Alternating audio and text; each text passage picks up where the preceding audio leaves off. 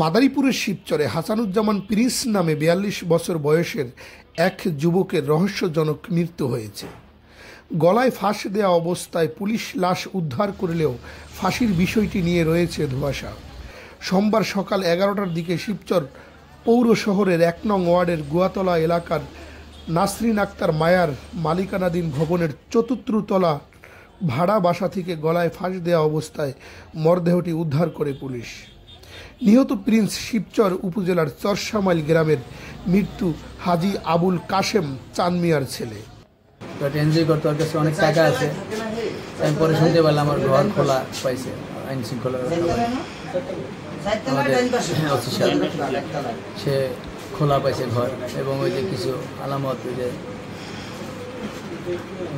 সার দেওয়া এই যে এরকম একটু সন্দেহজনক মনে হয়, কিন্তু জানতাম না, আমি জানি না, আল্লাহ তাআলাই ভালো জানে। আত্মহত্যা হতে পারে, আবার রহস্যজনকও হতে পারে, কিন্তু যেহেতু ওর কাছে অনেক টাকা ছিল, ক্যাশ টাকা ছিল, অনেক ক্যাশ নিয়ে ওই বাসায় থাকে, অনেকে দেয় না। এটা সঠিকভাবে তদন্ত করে এটার মূল কি এটা যাচাই বাছাই করুক আইন শৃঙ্খলা। আমার কাছে আকুল আবেদন, তারা যেন এই জিনিসটা সত্য উদ্ঘাটন করে এবং যেটা সত্য সেটার দিকে তারা যেন প্রতিফলন ঘটায়। এটা আমি রান্না করে আজকে 2 মাস শেষ হয়ে গেছে, আজকে 4-5 দিন। আজকে এসে কি দেখলেন? আজকে আমি আসছি, আইসা নিচে একটা কাজ করছি, আমার বাসায় অনেক কাজ ছিল করে আমি অনেক দেরি করে আসছি। আইসা ওই আপনার কাপড় চোপড় ভিজানো কথা কই আমি উপরে গেছিলাম, আপনি ভিজান, আমি উপরে থেকে আসছি, রান্না করে দিয়ে আসছি। রান্না করে দিয়ে গেছি, মানে দরজা দিয়ে লক করা, এত টাকাই আসছি, দরজা খুলে না। মানে আমি কি দরজা খুলে না কেন?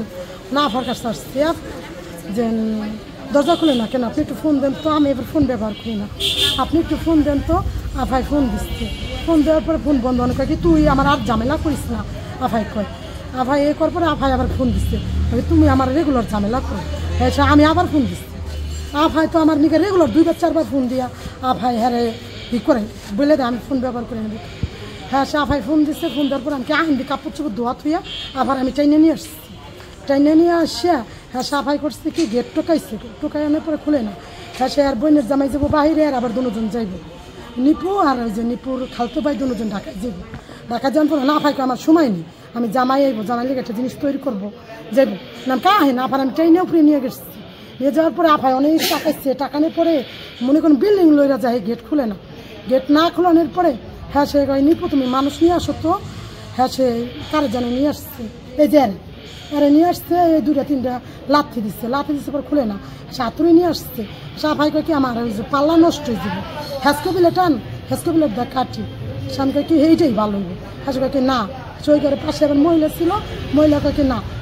দুইটা লাথি দেওয়ার পরে খুলে গেছে। খুলে যাওয়ার পরে দেখ কি দেখছে সেটা আমি দেখি। আপনি কি ভেতরে গেছিলেন? না, আমি ভেতরে যাই, আমার ভয় লাগছে। হ্যাঁ, এই যে হ্যাঁ ছেলে কইছে কি তোমরা ভেতরে কে গেছো, ঝুলতেছ। তো কি দেখছিলেন আপনি ঢোকার পরে? ভিতরে ঢুকে প্রথমে দেখছি যে ঝুলতেছে রাস, তারপর আমি বাইরে গেছি, বলছি যে মারা গেছে। আমার ভয়বে যারা ভয়বেন তারা ঢুকেন না, যারা পাবেন না তারা দেখেন। লাশ জ্বলতেছে কিসের সাথে? লাশ ঝুলতেছিল হইল গিয়া ফ্যানের আটটার সাথে। আচ্ছা, আপনারা যে বিষয়টা জানতে চাচ্ছেন, আপনারা যে দুর্ঘটনা ঘটছে একটা 5তলা বিল্ডিং এ, প্রিন্স নামক একটা ছেলে গলায় দড়ি দেওয়া অবস্থা আমরা পাইছি, কিন্তু গলায় দড়িটা একটা সন্দেহজনক, কারণ দড়ির ভিতরেও আর একটা গেঞ্জি ছিল। তার কারণে আমরা সব বিষয় তদন্ত করে দেখছি আসলে সে কীভাবে মারা গেছে, সে কি আত্মহত্যা করছে না তাকে কেউ মেরে ফেলছে, বিষয়টা তদন্ত করছে।